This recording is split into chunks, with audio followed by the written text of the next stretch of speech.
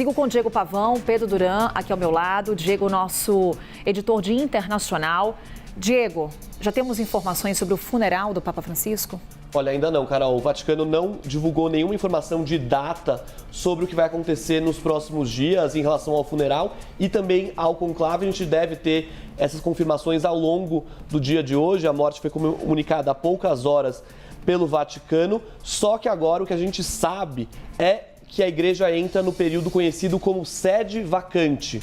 É uma expressão em latim usada pelo Vaticano, a gente vai ver muita coisa em latim, inclusive em relação a esses ritos da morte do Papa Francisco e a escolha de um próximo pontífice. Sede vacante em latim significa trono vazio, que é exatamente o momento em que a igreja se encontra agora. O trono está vazio por causa da morte do Papa. Lembrando que não existe vice-papa na Igreja Católica, não existe esse cargo. O que existe, na verdade, é um grupo de cardeais, um grupo de homens que cerca o Papa Francisco, ou um Papa, na verdade, e que são considerados os homens fortes ali do Vaticano e que podem tomar as decisões nesse período de sede vacante, de trono vazio. Lembrando que o cargo de Papa é chamado também de trono de São Pedro. São Pedro foi o primeiro Papa e todos os papas eleitos, escolhidos após Pedro, são considerados, de certa forma, descendentes simbólicos de Pedro. É por isso que a gente vê muitas referências a Pedro, né? A Basílica de São Pedro, a Praça São Pedro,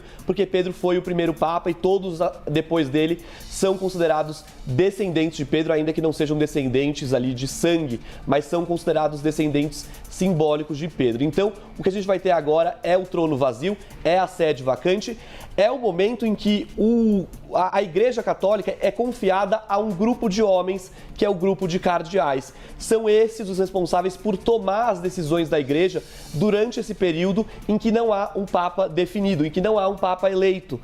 Como eu disse, não existe vice-Papa. Então, esse grupo é o que vai tomar as decisões, só que eles são limitados. Existe uma Constituição Apostólica do Vaticano, uma espécie de Constituição Apostólica, que fala que esses cardeais não podem, não têm a autoridade, o poder de reverter decisões que sejam só de competência de um Papa. E é isso que a gente vai acontecer agora. O que vai acontecer é, na verdade, são decisões que vão manter a igreja funcionando apenas. Nada de reverter coisas ou mudar grandes coisas, mas esse grupo de cardeais vai ser o responsável por tocar a igreja nesse período em que não há um Papa definido. Outra pessoa para a gente olhar nesse período de sede vacante é o Camerlengo, que é aquele assistente do Papa, né? Durante o Papa em vida, ali, durante o pontificado, de fato, ele pode ser visto como uma espécie de assistente do Papa. É aquele que está sempre cercado ali, está sempre cercando o Papa, sempre perto dele. Nesse momento, o Camerlengo da igreja é o cardeal Kevin Farrell.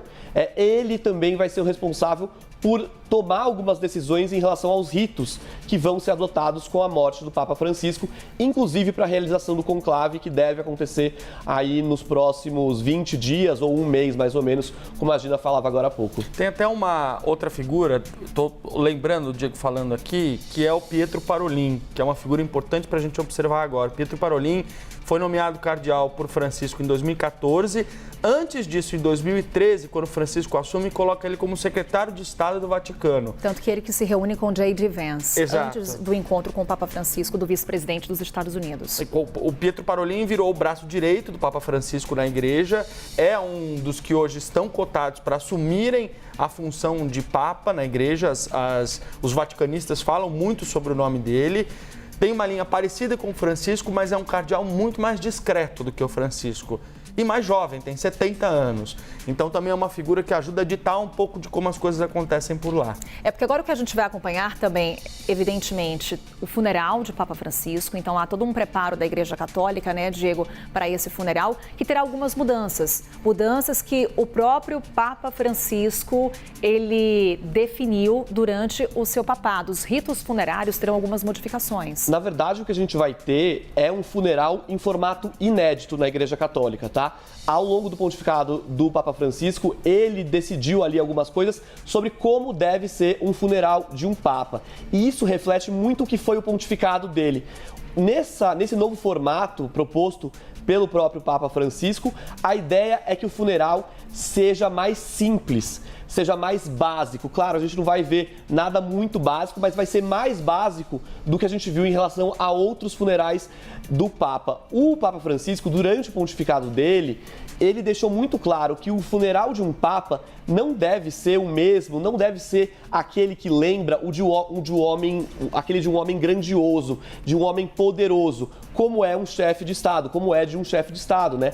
Aquele funeral de Estado com todas aquelas honras que a gente vê em vários países, por exemplo, em relação à Rainha Elizabeth II, quando ela morreu em 2022, o Papa Francisco deixou muito claro que o funeral do Papa deve refletir que ele é um homem de Deus, que ele é um servo de Deus. E é isso que a gente vai ver nos próximos dias em relação a esse funeral. Um funeral mais simples e até mais rápido. E lembrando até que em vida o Papa Francisco disse que ele não queria ser enterrado na necrópole vaticana, que é aquela cripta que fica abaixo do Vaticano.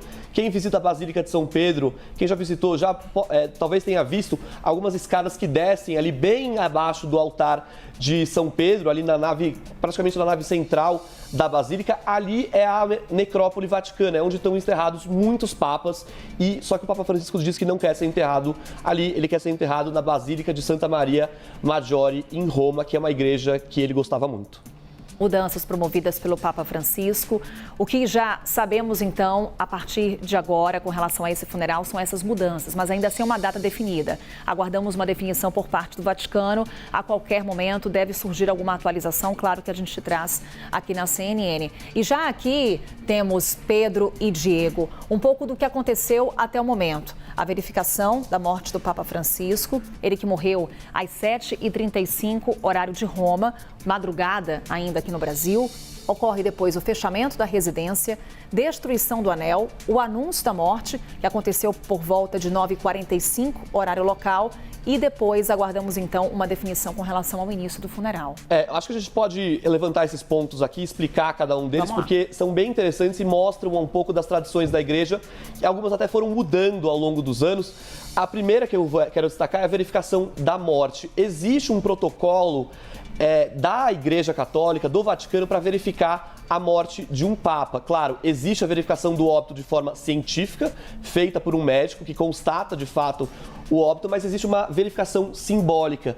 Essa verificação é feita com 3 marteladas na cabeça do Papa, na testa do Papa, quando ele morre. Isso é feito pelo camelengo, que é esse assistente do Papa. Inclusive, o camelengo é o primeiro a ser notificado sobre a morte do Papa. E ele, inclusive, está muito perto do Papa sempre. E foi o responsável pelo anúncio. Exatamente. É o Kevin Farrell, que é esse assistente do Papa. Então, é ele que faz a verificação da morte por meio dessas marteladas simbólicas. Claro, isso não é mostrado. Isso é uma tradição muito antiga da igreja. Ele dá essas marteladas leves enquanto fala o nome de batismo do Papa. Nesse caso, Jorge Mário Bergoglio, e aí então é feita a verificação da morte. O segundo passo é o fechamento da residência. Isso aqui é muito interessante porque ao longo dos anos de história da Igreja Católica era muito comum que quando um Papa morria, a residência do Papa fosse saqueada.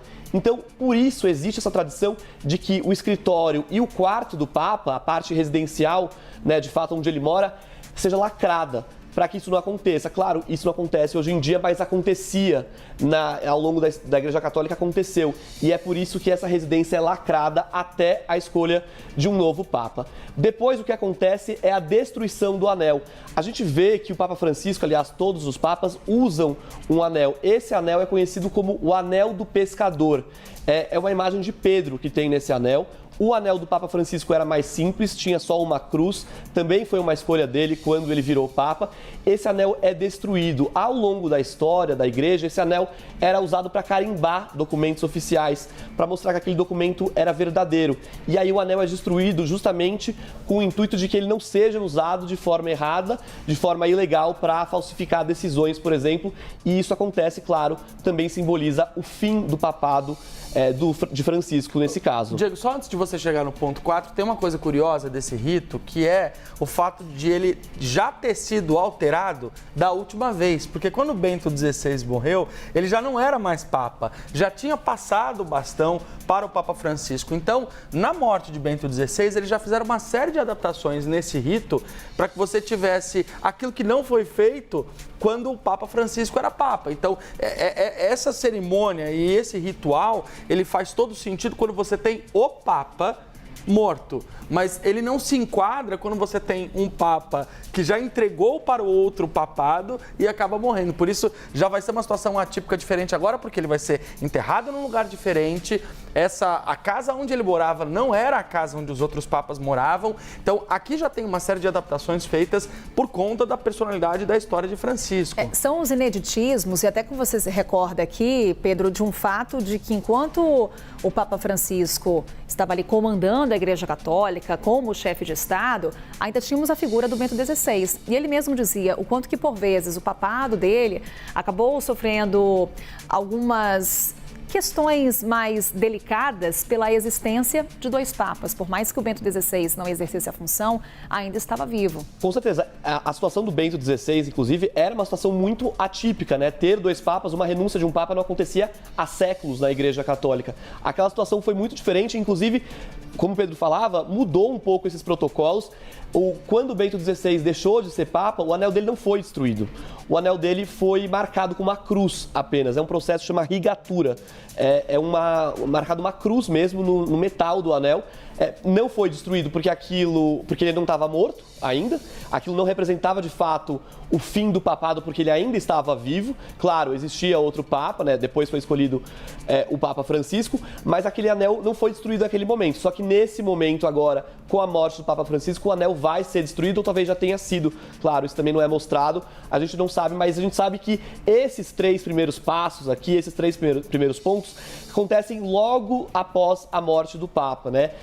Nas primeiras horas da morte, então a gente já pode ter tido a destruição do anel, mas a gente não sabe ainda, de fato.